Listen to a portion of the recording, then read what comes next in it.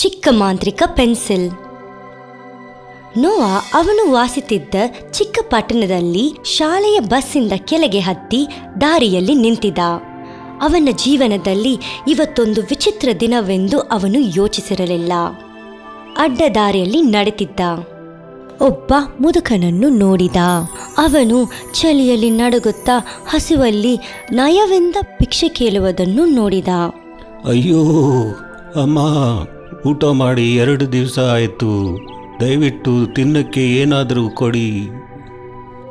ನೋವಾ ಆ ಮುದುಕನಿಗೆ ಕರುಣೆ ತೋರಿಸಿದ.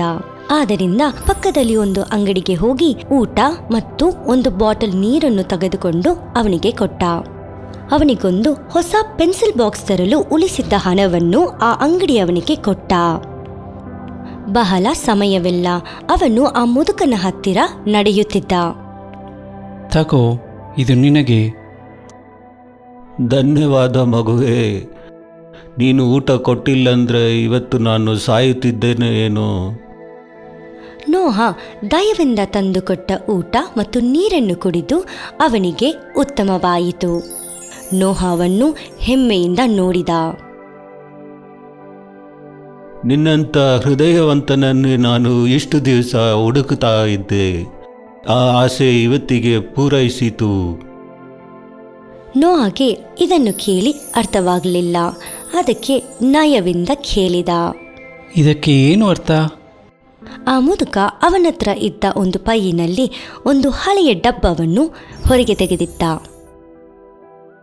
ಅವನು ಗಂಭೀರದಿಂದ ನೋಡಿದ. ಅದನ್ನು ಪ್ರಕಟಣೆ ಮಾಡಲು ನಿಧಾನವಾಗಿ ತೆರೆದ. ಅದರ ಒಳಗೆ ಒಂದು ಹಳೆಯ ಪೆನ್ಸಿಲ್ ಚಿಕ್ಕ ನಕ್ಷತ್ರವಂತೆ ಹೊಳೆಯುತ್ತಿತ್ತು. ನೋಹಾಗೆ ಇದನ್ನು ನೋಡಿ ಆಶ್ಚರ್ಯವಾಯಿತು. ಕೂಡಲೇ ಆ ಮುದುಕ ಆ ಡಬ್ಬಿಯನ್ನು ಟಕ್ ಅಂತ ಮೂಡಿ ಅದನ್ನು ನೋಹಾ ಹತ್ರ ಕೊಟ್ಟ. ಅವನಿಗೆ ಹೇಳಿದ, ನೋವಾ, ನಾನು ನಿನ್ನ ಹೆಸರನ್ನು ಬಲ್ಲೆನು, ಯಾಕಂದರೆ ನಾನೊಬ್ಬ ಋಷಿ. ತುಂಬ ದಿವಸದಿಂದ ನಾನು ನಿನ್ನಂಥ ಮನುಷ್ಯನನ್ನೇ ಹುಡುಕುತ್ತಾ ಇದ್ದೆ. ಯಾಕಂದರೆ ನೀನು ನಿನ್ನ ಆಸೆಗಳನ್ನು ಪಕ್ಕಕ್ಕಿಟ್ಟು ಬೇರೆಯವರಿಗೆ ಸಹಾಯ ಮಾಡುತ್ತಿದ್ದೀಯ. ತಗೋ ಈ ಮಾಂತ್ರಿಕ ಪೆನ್ಸಿಲನ್ನು. ಇದನ್ನು ಇಟ್ಟುಕೊಂಡು ನಿನ್ನ ಮನಸ್ಸಿನಲ್ಲಿ ಏನು ಬರುತ್ತದೋ ಅದನ್ನು ಬರೆದರೆ ಆ ವಸ್ತುವು ತಕ್ಷಣ ನಿನ್ನ ಕಣ್ಣ ಮುಂದೆ ಬರುವುದು. ಹೋ, ಧನ್ಯವಾದಗಳು ಋಷಿಗಳೇ, ಇದು ಉತ್ತಮ. ಈಗ ನಾನು ಎಲ್ಲರಿಗೂ ಯಾವಾಗ ಬೇಕಾದರೂ ಸಹಾಯ ಮಾಡಬಲ್ಲೆ.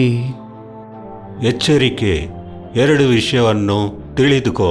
ಈ ರಹಸ್ಯವನ್ನು ಯಾರಿಗೂ ಹೇಳಬೇಡ. 2ನೇದು, ನನ್ನ ಸಹಾಯ ಬೇಕೆಂದರೆ ನನ್ನ ಚಿತ್ರವನ್ನು ಬರೆದರೆ ನಾನು ಬಂದು ನಿನಗೆ ಸಹಾಯ ಮಾಡುತ್ತೇನೆ. ಚಿಂತೆ ಮಾಡಬೇಡಿ ಋಷಿಗಳೇ, ನಿಮ್ಮ ಸೂಚನೆ ನೆನಪಿದೆ. ಇದ್ದಕ್ಕಿಂತೆ ಕಣ್ಣು ಮಿಟಿಸಿದಾಗ ಆ ಮಾಂತ್ರಿಕ ಮಾಯವಾದ. ಮತ್ತೆ ನೋಹಾ ಉದ್ದೇಶದಿಂದ ಮನೆಗೆ ಮುಂದುವರಿಸಿದ. ನೋಹಾ ತಡೆಯಲಾಗದೆ ಆ ಮಾಂತ್ರಿಕ ಪೆನ್ಸಿಲಿಂದ ಒಂದು ಕೇಕ್ ಮತ್ತು ದ್ರುತಗತಿಯನ್ನು ಬರೆದ. ಅದು ತಕ್ಷಣ ಅವನ ಮುಂದೆ ಒಂದು ಬೆಳ್ಳಿಯ ತಟ್ಟೆಯ ಮೇಲೆ ಇತ್ತು. ಮಾರನೇ ದಿನದಿಂದ ಅವನು ನೋಡಿದ ಎಲ್ಲರಿಗೂ ಒಂದಾದರೊಂದು ಸಹಾಯ ಮಾಡುತ್ತಿದ್ದ. ಅವನು ನಡೆಯುತ್ತಿದ್ದಾಗ ಒಂದು ಹೋಟೆಲ್ ಹತ್ತಿರ ಒಂದು ಹುಡುಗ ಒಂದು ಭಾರಿಯಾದ ಹರಳವಾದ ಮತ್ತು ನೋಡಕ್ಕೆ ಅಸಹ್ಯವಾದ ಒಂದು ಸಾಮಾನನ್ನು ತೆಗೆದುಕೊಂಡು ಹೋಗುತ್ತಿದ್ದ. ಅವನಿಗೆ ಸಹಾಯ ಮಾಡಲು ಬಂಡಿಯಿಂದ ಒಂದು ಸಾಮಾನನ್ನು ತಗೊಂಡು ಅವನ ಭಾರಿ ಕಡಿಮೆ ಮಾಡಿದ. ಆಗಲೇ ಒಂದು ಹುಡುಗಿ ಬರೀ ಕಾಲಲ್ಲಿ ಬೆಂಕಿಯ ಕಡ್ಡಿಗಳನ್ನು ಮಾರುತ್ತಿದ್ದನ್ನು ನೋಡಿದ. ಯಾರೂ ನೋಡಲೇ ಇಲ್ಲ, ಆದರೆ ನೋಹಾ ನೋಡಿದ. ಅವಳಿಗೆ ಒಂದು ಕೂಡೆಯಲ್ಲಿ ಊಟ ಮತ್ತು ಚಪ್ಪಲ್ ಬರೆಯಕ್ಕೆ ಆರಂಭಿಸಿದ. ನಂತರ ರಸ್ತೆಯಲ್ಲಿ ಮನೆ ಇಲ್ಲದವರು ಚಳಿಯಲ್ಲಿ ನಡುಗುತ್ತಾ ನೋಡುತ್ತಿದ್ದ. ಆದ್ದರಿಂದ ನೋಹಾ ಅವರಿಗೆ ಮನೆ ಅಂತ ಹೇಳುವ ಒಂದು ಚಿಕ್ಕ ಆದರೆ ಸುಂದರವಾದ ಮನೆಯನ್ನ ಚಿತ್ರವನ್ನು ಬರೆಕ್ಕೆ ಶುರು ಮಾಡಿದ್ದ. ಈಗ ನೋಹಾ ಎಲ್ಲರಿಗೂ ಸಹಾಯ ಮಾಡಿದ. ಒಂದು ದಿನ ಒಬ್ಬ ಬಡವರಿಗೆ ಸಹಾಯ ಮಾಡುತ್ತಿದ್ದಾಗ ಒಬ್ಬ ದುರಾಸೆ ಮತ್ತು ಸ್ವಾರ್ಥ ಮೇಯರ್ ಈ ಒಳ್ಳೆಯ ಹುಡುಗನನ್ನು ನೋಡುತ್ತಿದ್ದ. ಈ ಮೇಯರ್ ಹೇಗೆ ಈ ಚಿಕ್ಕ ಬಾಲಕ ಒಂದು ಸರಳ ಆದರೆ ಮಾಂತ್ರಿಕ ಪೆನ್ಸಿಲಿಂದ ಇವೆಲ್ಲ ತರುತ್ತಾನೆ ಎಂದು ಅದನ್ನು ನೋಡಿದ. ಮಾರನೇ ದಿನ ಆ ಮೇಯರ್ ಆ ಬಾಲಕನನ್ನು ಬಡವರಿಗೆ ಮಾಂತ್ರಿಕ ಬಳಸಿದ್ದಕ್ಕೆ ಬಂಧನ ಮಾಡಲು ಪೊಲೀಸಿಗೆ ಆದೇಶ ಕೊಟ್ಟರು. ಯಾಕಂದರೆ ಆ ಮೇಯರ ಕಾನೂನು ಪ್ರಕಾರ ಮಾಂತ್ರಿಕ ಅಲ್ಲಿರುವ ಶ್ರೀಮಂತರಿಗೆ ಮಾತ್ರ. ಪೊಲೀಸ್ ನೋಹಾ ಆ ಮಾಂತ್ರಿಕ ಪೆನ್ಸಿಲನ್ನು ಅವನಿಂಥ ಬಡವರಿಗೆ ಉಪಯೋಗ ಮಾಡುವುದನ್ನು ನೋಡಿ ಅವನನ್ನು ಅಲ್ಲೇ ಬಂಧನ ಮಾಡಿತು ಮತ್ತು ಅವನನ್ನು ಮೇಯರ್ ಹತ್ರ ಪ್ರಕಟಣೆ ಮಾಡಿದರು. ಅವನು ಹೇಳಿದ, ನೋವಾ, ನಾನು ನೋಡಿದೆ ನೀ ಆ ಬಡವರನ್ನು, ರೋಗಿಗಳನ್ನು ಹೇಗೆ ಸಹಾಯ ಮಾಡಿದೆ ಎಂದು. ಈಗ ನೀನು ನಾನು ಹೇಳುವುದನ್ನು ಕೇಳು. ಚಿನ್ನದ ಹಣ್ಣನ್ನು ಕೊಡುವ ಮರವನ್ನು ನನಗೆ ಬೆಳೆಸಿಕೊಡು. ಯಜಮಾನ್ರೇ, ನಾನು ಬಡವರಿಗೆ ಮಾತ್ರ ಸಹಾಯ ಮಾಡುವುದು, ಆದರೆ ನೀವು ಬಡವರಲ್ಲ. ಇದು ನನ್ನ ವಿನಂತಿಯಲ್ಲ, ಇದು ನನ್ನ ಆಜ್ಞೆ. ಸಮೀಕ್ಷೆ ಮಿಸ್ಟರ್ ಮೇಯರ್, ಅದನ್ನು ನಾನು ಮಾಡೋಕ್ಕಾಗಲ್ಲ.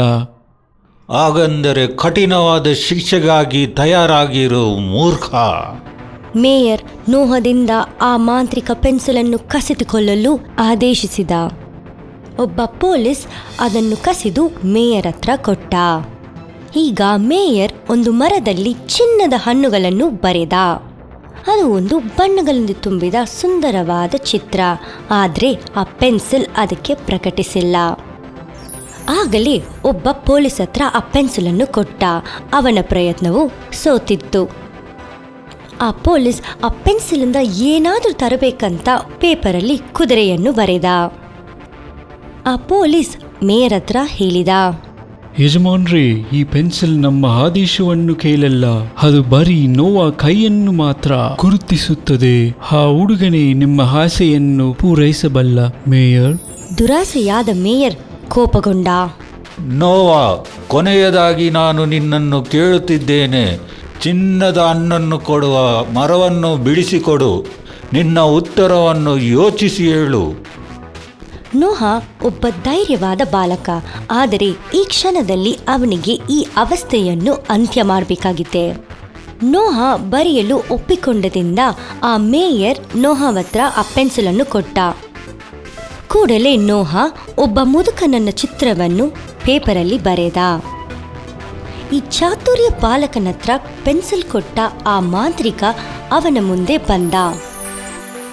ತಕ್ಷಣ ಆ ಮುದುಕ ಆ ಪೊಲೀಸವರನ್ನು ಬೆಕ್ಕುಗಳಾಕಿ ಹೇಳಿದ, ಮಿಸ್ಟರ್ ಮೇಯರ್, ಈ ಮಾಂತ್ರಿಕ ಪೆನ್ಸಿಲನ್ನು ನೀನು ನಿನ್ನ ಸ್ವಾರ್ಥಕ್ಕಾಗಿ ಬಳಸಿದರೆ ನೀನು ನಿನ್ನ ಬೆರಳನ್ನೇ ಸುಟ್ಟುಕೊಳ್ಳುವಂತೆ ಆಗುತ್ತದೆ. ಮೇಯರ್ ಭಯದಿಂದ ನಡುಗಲು ಆರಂಭಿಸಿದ. ಆ ಮುದುಕ ಮೇಯರ್ ಹತ್ರ ದುರಾಸೆ ಮತ್ತು ಸ್ವಾರ್ಥನಾಗಬೇಡ ಅಂತ ಎಚ್ಚರಿಸಿದ. ಮೇಯರ್ ಅವನ ತಪ್ಪನ್ನು ತಿಳಿದುಕೊಂಡ. ನೋಹಾ ಮತ್ತು ಮುದುಕನೊಡನೆ ಅವನು ಕ್ಷಮ ಬೇಡಿದ. ಮಾರನೇ ದಿನ ಮೇಯರ್ ಆ ಬಾಲಕನ ಒಳ್ಳೆ ಕಾರ್ಯವನ್ನು ಮೆಚ್ಚಿ ಎಲ್ಲರ ಮುಂದೆ ಅವನಿಗೆ ಬಹುಮಾನವನ್ನು ಕೊಟ್ಟರು. ನೋಹಾ ಬಡವರಿಗೆ ಸಹಾಯ ಮಾಡುವುದನ್ನು ಮುಂದುವರೆಸಿದ ಮತ್ತು ಎಂದೆಂದಿಗೂ ಸಂತೋಷವಾಗಿ ಬದುಕಿದನು. ಅಂತ್ಯ.